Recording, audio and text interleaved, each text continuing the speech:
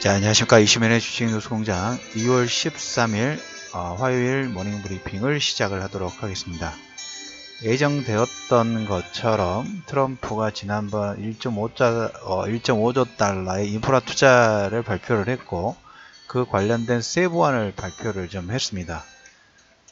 항상 보면 이런 정치적인 이슈, 인프라 투자 부분들을 확대를 하고, 그 다음에 세제 개혁안 부분들 진행하고, 그 다음에 해외에서 작은 부분들이 들어왔을 때 그 세금도 경감을 좀 시켜줬죠. 그래서 애플이 해외에 있는 이 잉여금이라든지 자본 자체가 미국에 다시 본원으로 본국으로 환송을 하겠다라는 발표 부분들을 진행하면서, 자체적으로 보면 미국의 투자의 민간 투자 쪽에 활로 부분들이 계속 열어주는 모습들이 나오고 있고, 그런 모습이 진행될 때마다 주가는 일시적인 반등 부분들을 진행을 합니다. 그리고 최근에 급락 부분들이 진행이 좀 됐었죠.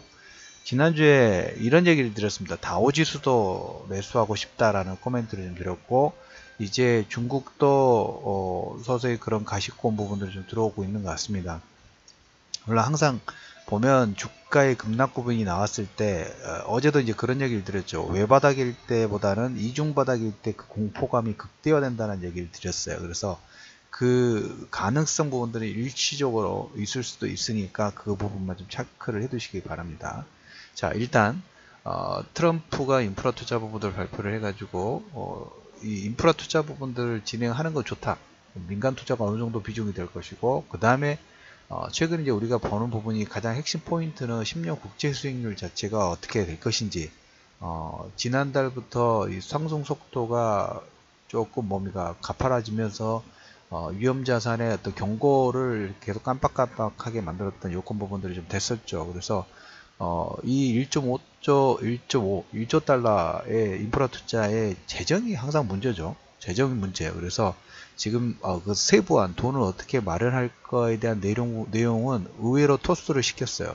트럼프다워요.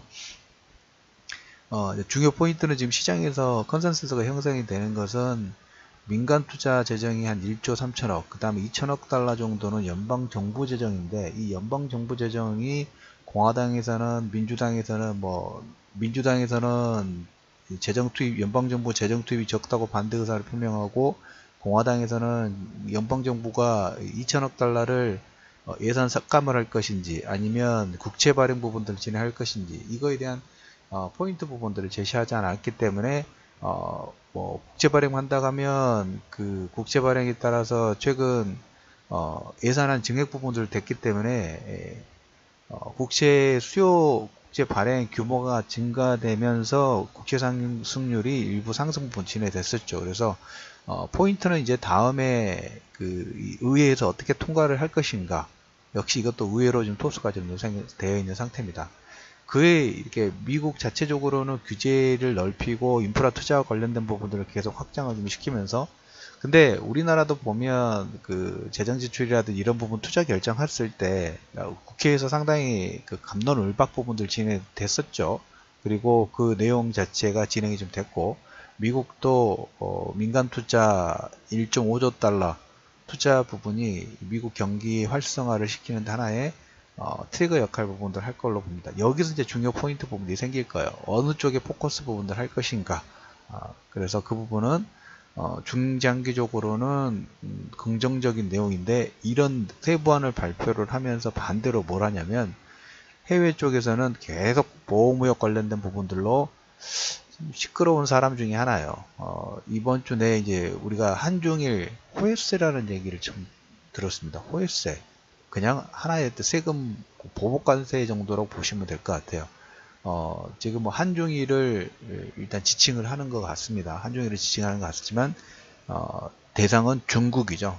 메인 포커스는 중국이고, 그 다음에 한국, 일본은 그냥 그 포함시켜서 대상이 좀 높다라는 그런 의미이지, 일본과의 보호무역 부분들은 타지 않을 걸로 봅니다. 그래서 메인 포커스는 중국입니다. 그리고 우리나라도 보면 한미 FTA에서 자동차 섹터를 아마 지금 염두에 두고 어떤 포석 부분들을 하나씩 키워가고 있는 거예요. 여러 하나를 만들면서 저런 부분들을 진행해야지만 국내에서 지주율 부분들이 점차적으로 증가되는 그런 그 넌센스가 발생이 좀 되겠죠. 그래서 그런 의미로 보시면 될 것 같아요. 2분기, 1분기에는 이런 보호무역 관련된 부분하고 그 다음에 10년 국채 수익률, 금리 인상 3월달까지 이런 내용 자체가 계속적으로 시장의 방향성을 탐지하는, 근데 그 방향성이 흔들릴 때마다 우리들은 시장에서 변동성이 커진다는 그런 측면보다는 변동성이 이미 한 달에서 절반 정도 이상 동안 변동성이 컸기 때문에 변동성이 계속 줄어들 거예요. 처음에 우리가 이제 세게 그 변동성이 나왔고 그 내용 자체가 시장에 대해서 출렁거린 부분들을 만들 수 있다고 생각했는데 점차적으로 보면 뭡니까? 그 내용 자체가 이미 시장에서 주가 측면에서 흡수가 좀 됐죠. 그래서 그런 부분들을 보시면 될 것 같습니다. 그러면서 이제 어제 우리가 이제 삼성전자, SK하이닉스, 그다음 시총 상위 종목분들의 저가 매수 부분들 들어왔던 것처럼 미국 역시 반도체, 그 다음에 애플 수요 증가 부분들이 되면서 종목군별로 한 2에서 4% 정도, 애플이 한 4% 정도 노트북 판매가 증가되면서 보잉도 3%, 그 다음에 그 인텔이라든지 마이크론, 퀄컴 이런 종목군들도 마이크론 테크놀로지가 한 4% 정도, 어플라이드 머티리얼스가 한 3% 가까운 반도체 수요 증가 기대감 부분들이 반영이 되면서 반등이 좀 나왔다. 우리나라 지난번에 대만 지진 관련된 뭐 큰 이슈 부분들이 되진 않았지만 대만 지진 때 낙폭과대에 따라서 SK하이닉스하고 삼성전자권 관심권 부분들 말씀을 좀 드렸던 것처럼 한꺼번에 무너지지는 않아요. 그리고 이제 우리가 1, 4분기 그 작년 2017년도 실적 부분들이 나오면서 시장에서 1월 효과하고 그 다음에 실적 기대감이 1월 장세가 끝났다 가면 2월, 3월이 진행이 되면서 그러면 1분기에 실적 관련된 부분은 어느 쪽에 또 관심권을 둘 건가, 너무 한쪽으로 쏠려있기 때문에 거기에 대한 저가 매수 부분들이 들어오는 측면 부분들을 보실 거예요. 그리고 지수 자체가 지금 저평가 영역 부분들로 진입되다 보니까 아무래도 지수의 반등을 이끌 수 있는 시총 상위 종목군의 저가 매수가 들어오는 것은 어떻게 보면 당연한 수순의 흐름이라고 좀 보시면 될 것 같습니다. 브로드컴이 퀄컴 인수를 위한 회사 미팅 예정 부분들을 진행을 좀 하고 있고, 중국의 M2 증가율이 전년 대비 거의 9% 가까운 신규 대출도 점프가 됐어요.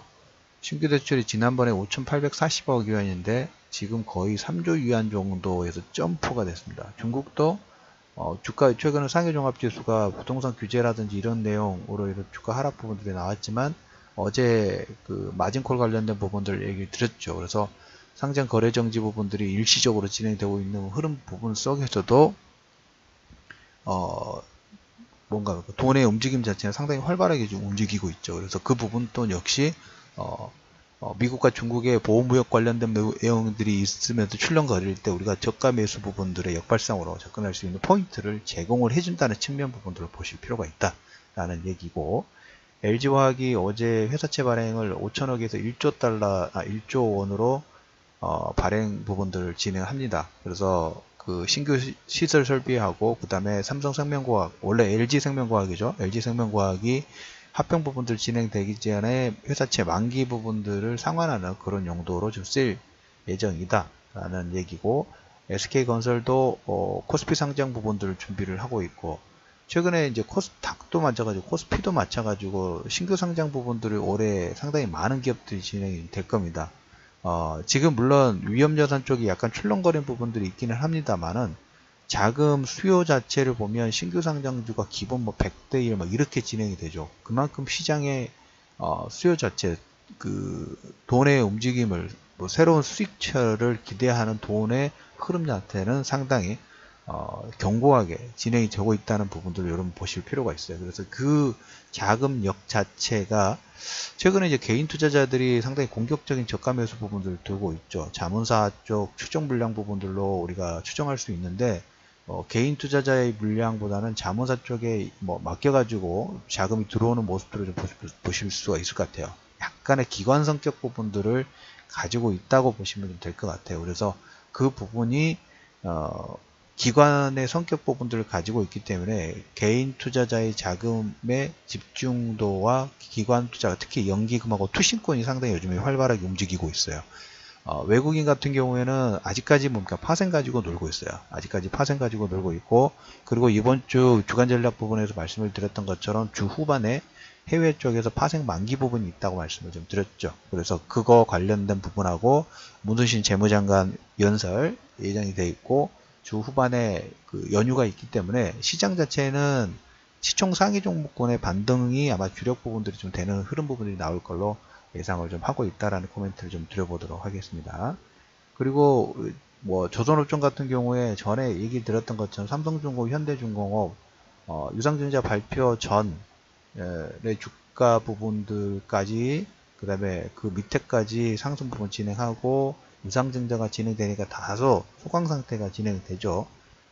확정이 되고 아마 박스권으로 움직일 수 있는 가능성 자체가 상당히 큽니다. 일단 그 바운더리를 잡아두시기를 말씀을 좀 드리도록 하겠고, 유가 같은 경우에 지금 60달러를 하회하고 달러 자체가 지금 90.15로 진행이 좀 되고 있어요. 그래서 유가가 지금 59.29인데 이번 주 내로 60달러 안착 부분들이 진행되는지, 아니면 말씀을 좀 드렸던 것처럼 55 전후까지의 어떤 하락 파동 부분들이 필요한 구간이다라는 말씀을 좀 드렸죠. 그래서 상승이 워낙 컸기 때문에 작년에 거의 한 90% 정도 상승 부분들이 진행됐기 때문에 이 정도의 조정은 더 큰 상승을 위한 숨고르기 정도가 잘 진행이 되고 있다라는 얘기를 좀 드려보도록 하겠습니다. 오늘 한 줄 브리핑으로 마무리를 한다 하면, 트럼프 1.5조 달러 단기 긍정, 중기 의회 통과에 대한 불확실성, 장기 긍정적인 세부안, 그 다음에 코웨스에 부과 관련된 부분들은 어떻게 보면 하나의 결집력을 위한 그런 부분이고, 달러에 대한 수요 부분들을 만들려고 하는 하나의 페인트 모션이긴 합니다. 그런 측면에서 보면 약간 비즈니스맨은 지금 비즈니스맨인 것 같아요. 잘하고 있는 것 같아요. 우리나라 측면에서는 상당히 피곤한 일이지만 미국 자체적으로 보면 어떻게든 그 트럼프의 목적 자체는 재선에 상당히 많은 포커스가 되어 있는 것 같습니다.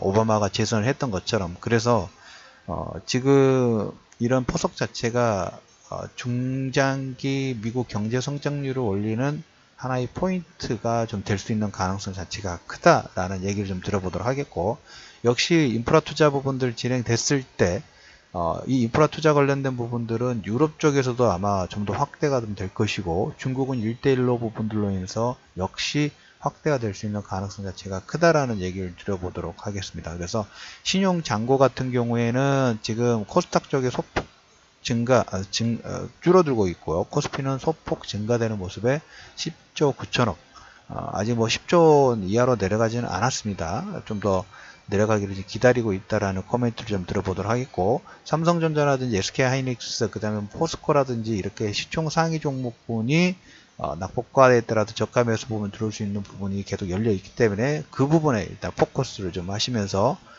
미국장도 역시 한 2에서 4% 정도의 반등 부분이 이끌어졌다라는 코멘트를 들으면서 2월 13일 이슈면의 주식 뉴스공장 모닝브리핑을 마무리하도록 하겠습니다.